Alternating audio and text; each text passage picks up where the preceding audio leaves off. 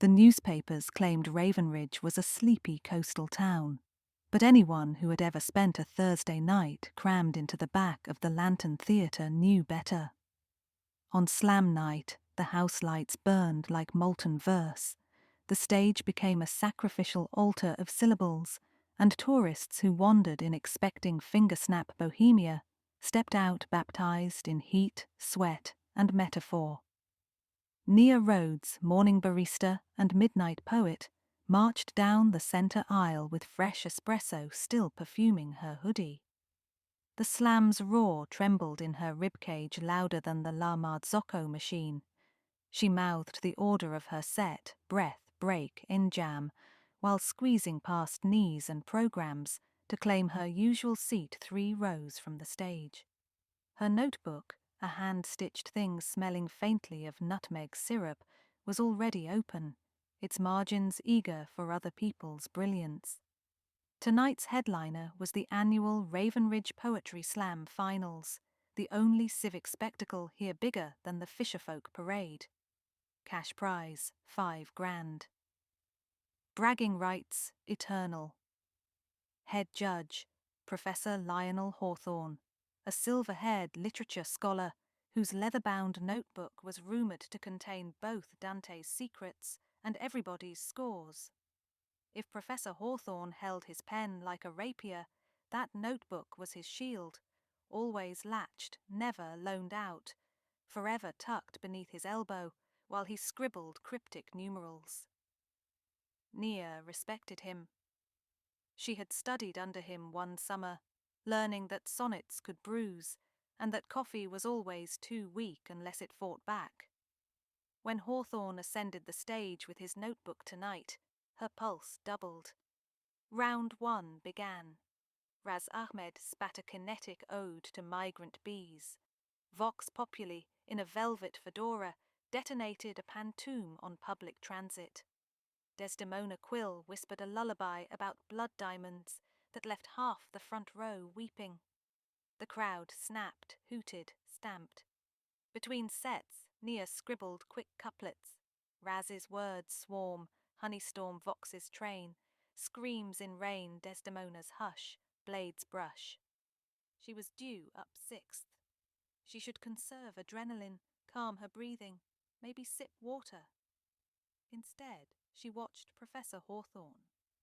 The stage lights revealed his every twitch, eyebrow arched at a clever enjambment, lips pursed at a forced rhyme. He would jot the score, close the notebook with pneumatic precision, and slip it back beneath his arm. That tiny motion, the chink of leather meeting leather, was the hinge on which fate swung. At intermission, Nia ducked backstage, rehearsing her first line. I was born between espresso shots and late fees, when Hawthorne himself appeared, looking for a kettle. He smiled, recognizing her. Miss Rhodes, the barista who brews trachis into her lattes. She bowed theatrically. You taught me scansion beats milk froth every time. Break a leg, he said, tapping his notebook. I anticipate you'll break a few clichés as well. They parted. Nia didn't notice the slim figure drifting behind the prop flats, gloved hands tucked into a tweed coat 2 sizes too big. The second half erupted. A teenage prodigy named Max hammered a villanelle about video game grief. The house thundered approval. Nia bounced on her toes, waiting. The MC, Carlotta Catclaw Reyes, bellowed Nia's name. She strode out, the microphone blooming before her, like a microphone always does when you need it to be a sword. Her poem poured. The hiss of milk steam, the metallic sigh of open spine, the way every coffee stain on a page can look like a small solar system. She felt the crowd follow her, line to line, until the last beat slipped free, and she bowed. Applause cracked against her eardrums. She glimpsed Hawthorne's pen flick across paper, quick, decisive, promising. Then the lights popped brighter. Confetti flurried above the judge's table like rainbow snow. For half a heartbeat the audience whooped, assuming it an extravagant tip of the hat. The whoops melted into coughs. The confetti cloud roiled with a second dust, grey, bitter, shimmering like ground moth wings. Professor Hawthorne jerked upright, his notebook spasming in his hands, pages fanned by an unseen blast. He tried to speak, but produced only a ragged hush. His chair scraped back. He dropped to one knee. Pandemonium. Catclaw shouted for medics. Poets scattered. The spotlights flickered crimson. Someone pulled the fire alarm. A siren wailed, syncopating with screams. Naya forced lungs to open. She felt the dust grey her tongue, acrid as burnt chicory. Around her, others gagged. With the sleeve of her hoodie pressed over mouth and nose, she leapt from the stage to the judge's table. Hawthorne's eyes fluttered. His notebook lay open, confetti still geysering from its spine. Tiny canisters and a ruptured packet sat wedged in a knife slit carved into the leather. She recognized the canisters, novelty party poppers they sold at the bookstore's gift counter. But the packet was stranger. Parchment-stained pewter, stamped with a stylized crow. The theatre's back door banged open. EMTs in respirators blistered through, hauling portable ventilators. A police officer shouted orders. Evacuate, quarantine, wait for hazmat. Naya and those nearest were ushered out a side exit into alley air tasting of seawater and copper. 15 minutes later, the alley throbbed with flashing lights, coughing poets wrapped in foil blankets, and the metallic hush of official secrecy. Hawthorne, mask over his face, disappeared into an ambulance. Word filtered that the dust was a neurotoxin called Bellamort, rare, inhaled, treatable if caught quickly, lethal if not. The confetti's job was to mask its release. No one was allowed to leave. Statements were taken. While detectives corralled contestants, Nia sat on an upturned milk crate, notebook balanced on her knee. She could have waited for answers, but the slam still drummed inside her sternum. Her thoughts began to tumble in 14-beat lines, as though the only way to make sense of attempted murder was to let it rhyme. Confetti of death in a leather nest. A scholar gasps while paper's possessed ink becomes shrapnel, quills become knives who writes a kill list between the lines. She snapped her fingers once, soft. A habit, an idea. Hawthorne's notebook did not merely explode, it was made to. Whoever planted the mechanism knew the judge guarded the book like a relic, and would certainly open it on stage, where maximum bodies inhaled. And they used supplies from her workplace, the Rusty Quill bookshop and cafe. She shut her notebook. The police would eventually piece it together, but she doubted they'd notice the small things poets notice. Meter in footsteps, enjambment in timelines, consonants in alibis. She rose. Detective Alder, broad-shouldered and red-eyed from dust exposure, intercepted her. "Miss, please remain on site." She pointed toward the cafe a block away. "I'm the only one who can unlock the back inventory room. We stock these exact confetti poppers. If the killer bought them today, the receipt's on my till." Alder hesitated, checked a colleague's nod, then escorted her, notebook tagged as evidence. Upon reaching the Quill, he stationed a uniform at the door to wait for her. 10 minutes, he warned. The moment she stepped inside the darkened shop, she inhaled the safe scent of paper and cinnamon.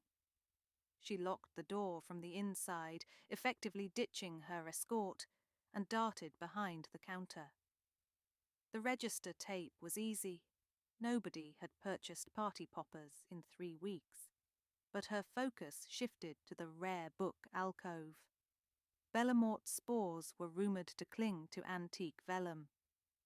3 months ago, the shop acquired a 1798 herbal, bound in crow-stamped parchment, the same crow symbol as on the packet in Hawthorne's notebook. The buyer recorded C.D. Merriweather.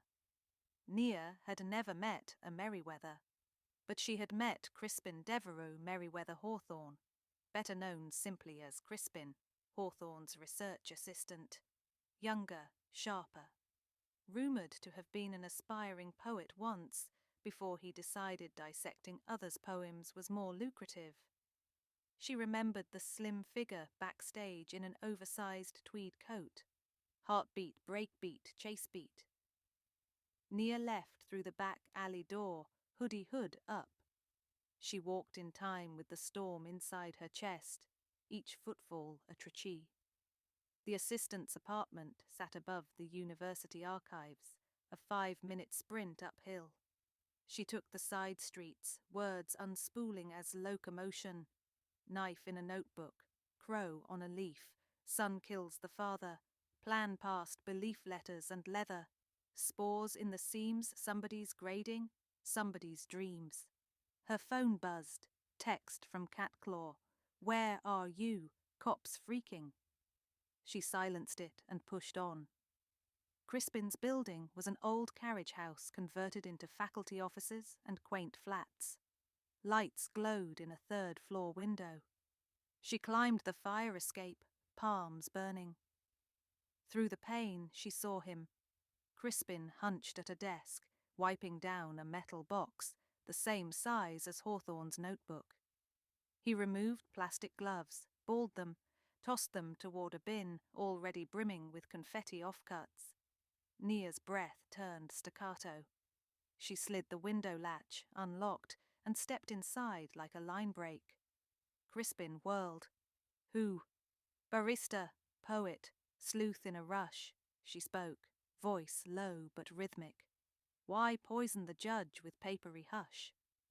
He stared, then chuckled. "You people and your theatrics." She advanced. "Bellamort, Crispin? That's archival toxin. You stole it from the Quill's herbal."